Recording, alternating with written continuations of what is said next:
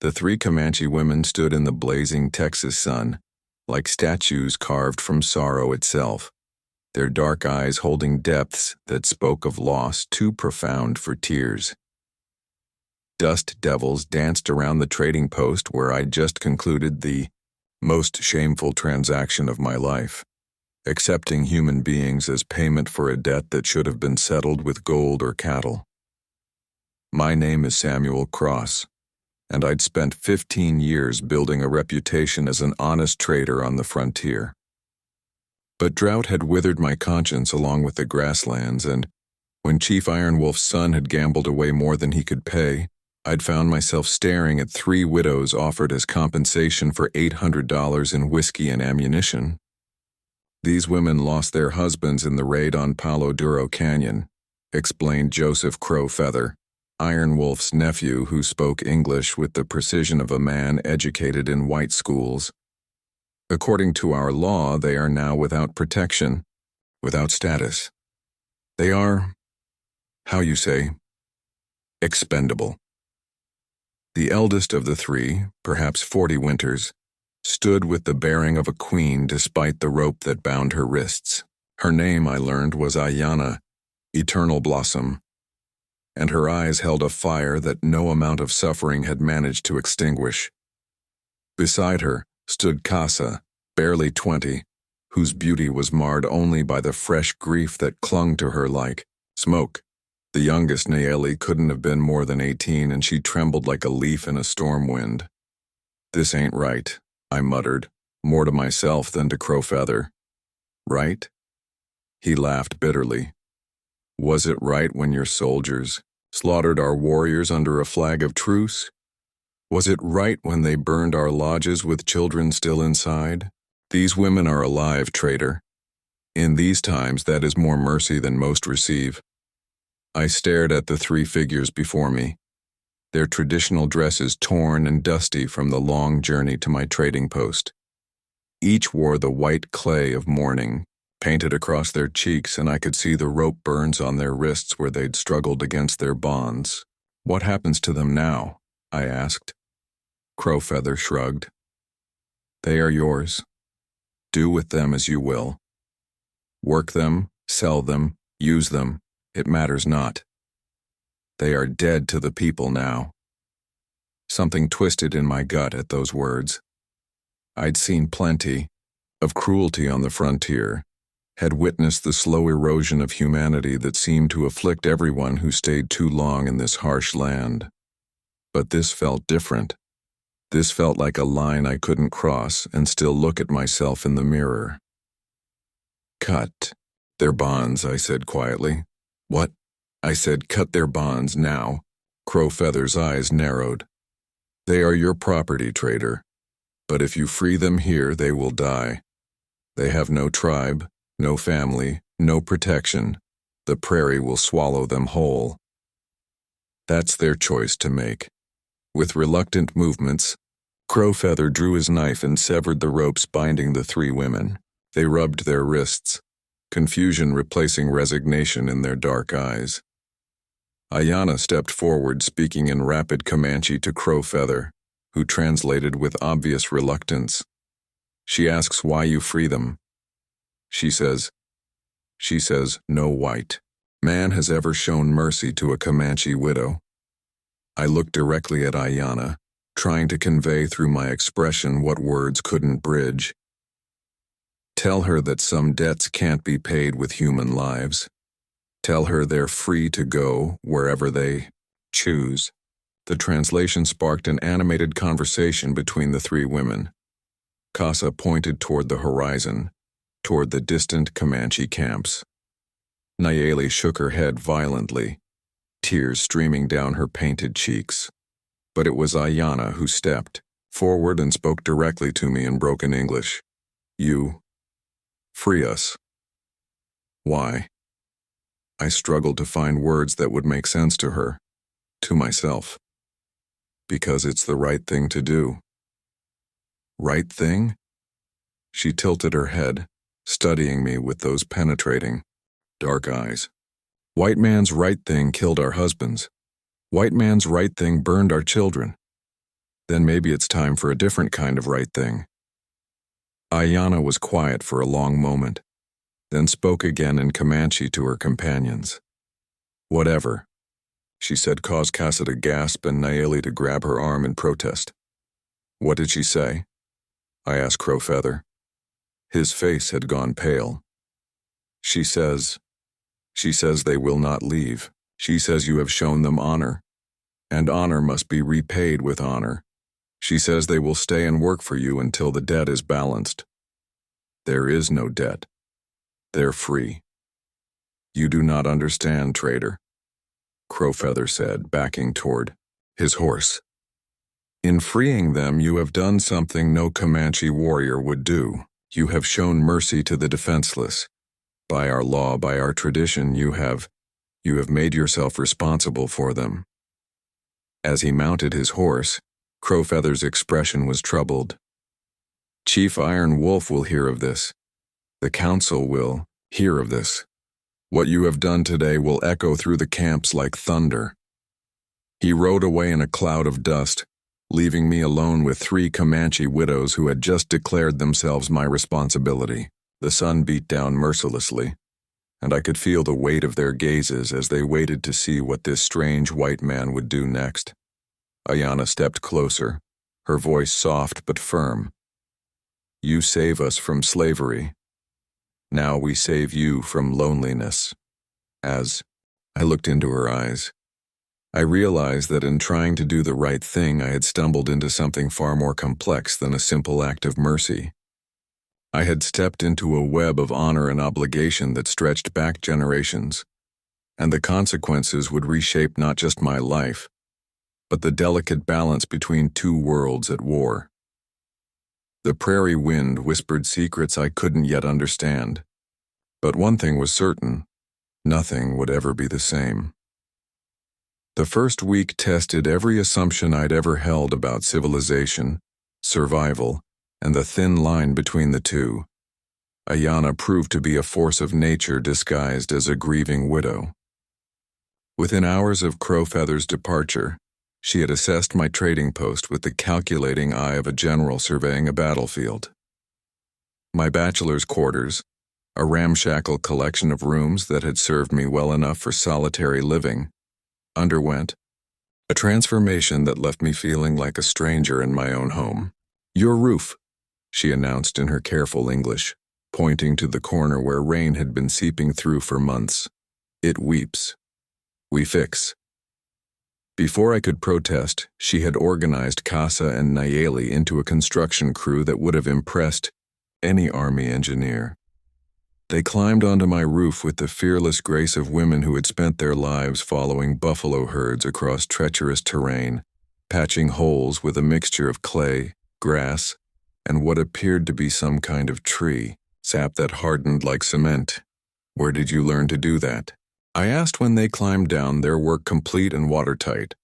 Comanche women build lodges that stand against tornado winds, Ayana replied matter-of-factly. Your white man's house is, how you say, weak like baby bird. Casa, who had barely spoken since her arrival, surprised me by laughing, a sound like silver bells that transformed her grief-stricken face into something radiant. She said something in Comanche that made Ayana smile and Nayeli giggle behind her hand. What did she say? She says your house looks like it was built by drunk buffalo. Ayana translated, her own smile softening the harsh lines that sorrow had carved around her eyes. The days fell into a rhythm I hadn't expected. The women worked with an efficiency that put my previous efforts to shame, but they also brought something else. A sense of life that had been missing from my isolated existence. Nayeli, despite her youth and recent trauma, possessed an almost supernatural ability with horses. My cantankerous stallion Thunder, who had thrown every man who'd tried to ride him, followed her around like a devoted dog. She speaks horse language, Ayana explained when I marveled at the sight of Nayeli braiding flowers into Thunder's mane, while he stood perfectly still. Her husband was greatest horse warrior of our band. She learned his secrets. It was Casa who proved most mysterious. She moved through the trading post like a ghost, touching objects with reverent fingers, studying the goods I kept for trade with an intensity that made me nervous.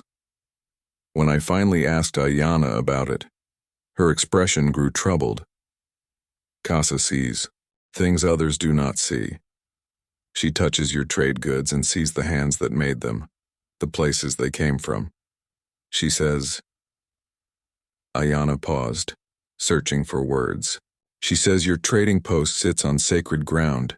She says the spirits are restless here. What kind of spirits? Old ones, angry ones.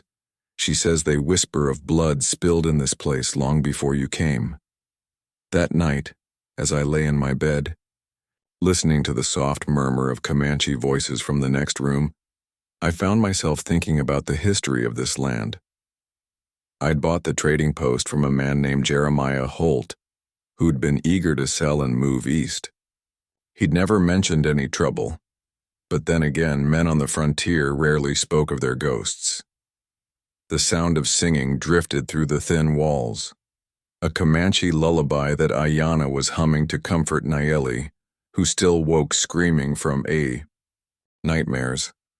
The melody was haunting, beautiful, and utterly foreign to my ears. Yet somehow it soothed something in my own restless spirit. 3 days later, everything changed. I was checking inventory when the sound of approaching horses made me look up. A dozen Comanche warriors sat their mounts in perfect formation outside my trading post, their faces painted for war. At their head rode a man I recognized from descriptions, Chief Iron Wolf himself, his presence commanding even in silence. Ayana appeared at my side, her face pale but determined. My father-in-law comes, she whispered. He comes to test you. Test me how? To see if you are worthy of the gift you have been given. To see if you understand what it means to be responsible for Comanche women. Chief Iron Wolf dismounted with the fluid grace of a man half his age, his eagle feathers catching the morning light. When he spoke, his voice carried the authority of wind through canyon walls. Ayana translated, her voice steady despite the tension radiating from her body. He says you have done something unprecedented. He says the council has debated for 3 days about what your actions mean. He says some call you fool, others call you enemy, but a few— She paused. A few call you something else. What? Brother? The word hung in the air like smoke from a sacred fire, heavy with implications I was only beginning to understand. Chief Iron Wolf's weathered face revealed nothing as he studied me with eyes that had witnessed the rise and fall of empires on the Great Plains. The silence stretched between us like a bowstring drawn taut, while his warriors remained motionless as carved stone, their painted faces masks of controlled violence. Samuel Cross, the chief said in heavily accented English, surprising me. You speak our women's names with respect. You give them work with dignity. But words and kindness are wind. Today, we see what lives in your heart. Ayana stepped forward, her voice urgent as she translated rapid Comanche between herself and Iron Wolf. Whatever she said caused several warriors to shift restlessly in their saddles, hands moving closer to their weapons. What's happening? I asked. My father-in-law says there are those in the tribe who believe you freed us only to use us differently. They say no white man acts without selfish purpose. Ayana's dark eyes met mine. He has come to prove them wrong, or right. Iron Wolf reached into a leather pouch and withdrew something that made my blood freeze, a scalp with distinctive red hair that I recognized immediately. It belonged to Jake Morrison, a whiskey runner who'd been terrorizing Comanche camps for months, selling rot-gut liquor that had killed 3 tribal elders. This man, Iron Wolf said, holding up the grisly trophy, came to our camp 2 days ago. He demanded we return our women to him. He said he had bought them from you for $50 and a bottle of whiskey. My stomach dropped. Morrison was a liar and a cheat, but he was also dangerous, the kind of man who would say anything to get what he wanted. That's not true, I said firmly. I never sold them to anyone. Morrison said you grew tired of Comanche women. Said they were too much trouble. Too proud. Iron Wolf's voice carried the weight of judgment. He offered to take them off your hands and give you profit besides. I felt Ayanna tense beside me, and I could see the doubt creeping into her eyes. In her world, white men's promises were as reliable as desert mirages. Morrison was a liar, I said, looking directly at Iron Wolf. I would never sell them because they were never mine to sell. They are free women who chose to stay. Words, Iron Wolf repeated. But Morrison had proof. From his pouch, the chief withdrew a piece of paper, a bill of sale written in my handwriting, or what appeared to be my handwriting. My signature was scrawled at the bottom, selling 3 Comanche females to Jake Morrison for the exact amount Iron Wolf had mentioned. I didn't write this, I said, but even as the words left my mouth, I knew how hollow they sounded. Casa suddenly stepped forward, speaking rapidly in Comanche while pointing at the document. Iron Wolf's eyebrows rose as he listened, then he handed her the paper. She closed her eyes, running her fingers over the surface with the same reverence she'd shown my trade goods. When she opened her eyes, she spoke again, her voice carrying absolute certainty. Ayanna translated, wonder creeping into her tone. Casa says the paper lies.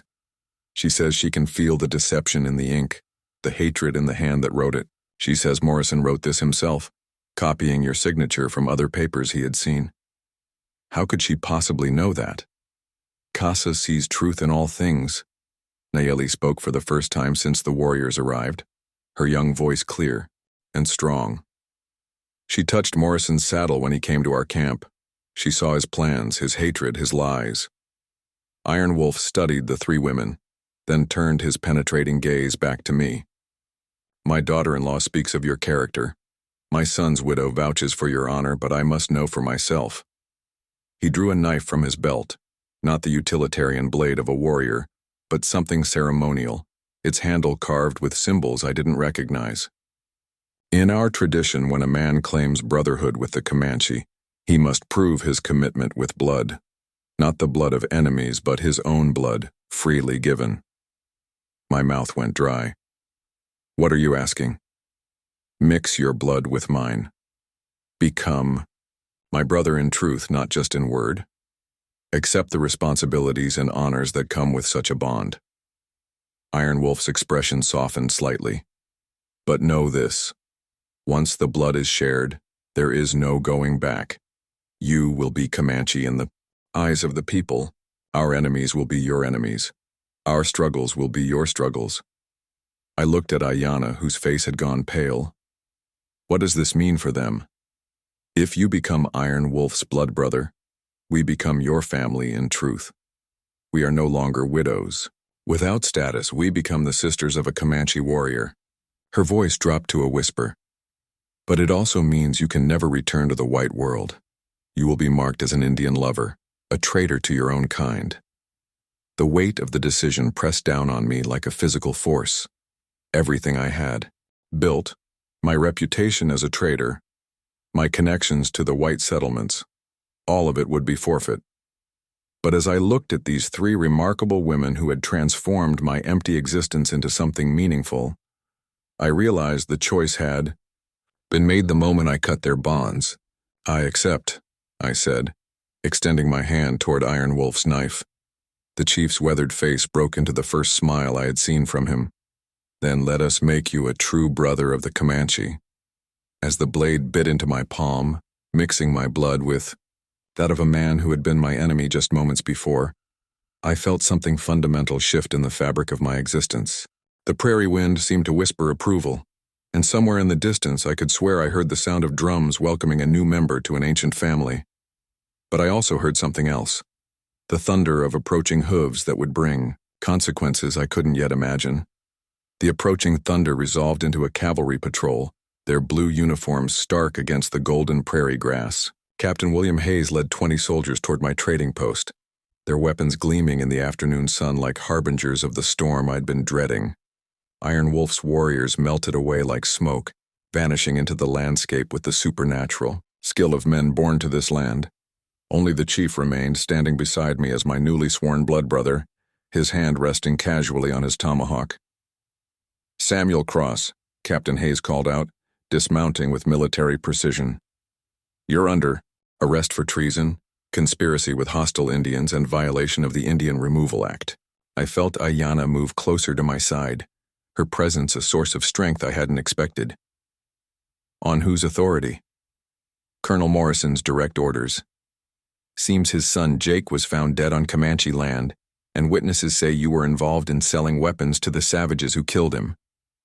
"Jake Morrison was a whiskey runner and a liar," I said firmly, "and I've never sold weapons to anyone who would use them against settlers."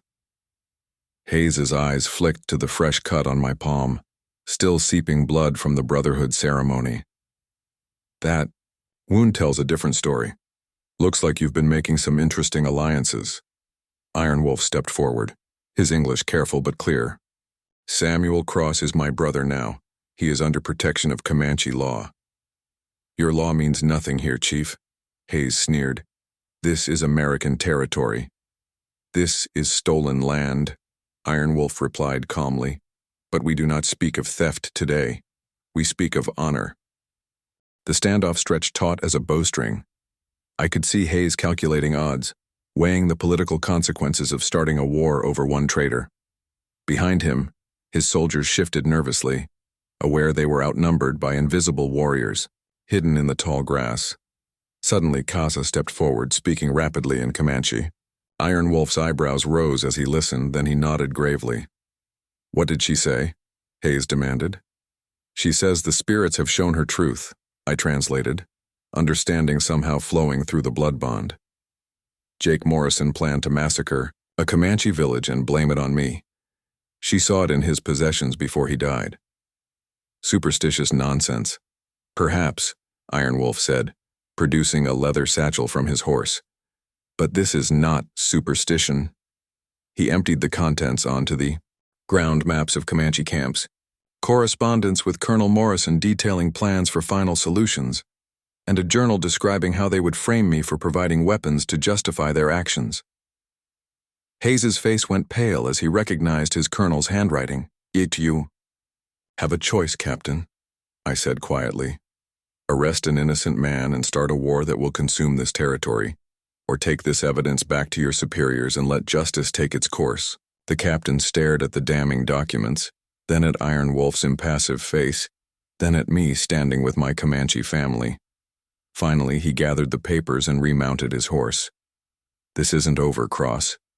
"Yes," I replied, feeling the weight of my new identity settling around me like a mantle. "It is." As the soldiers rode away, Ayanna took my hand, her fingers intertwining with mine. "You chose us over your old life." "I chose family over fear," I corrected. "I chose love over loneliness." Iron Wolf placed his hand on my shoulder. "Welcome home, brother." In the distance, Comanche drums began to beat, calling the people to celebrate the newest member of their family. As the sun set over the endless prairie, I realized that sometimes the greatest freedom comes not from what you gain, but from what you're willing to lose. I had lost my old identity but found my true self. I was Samuel Cross no more. I was brother, protector, and finally, completely, home.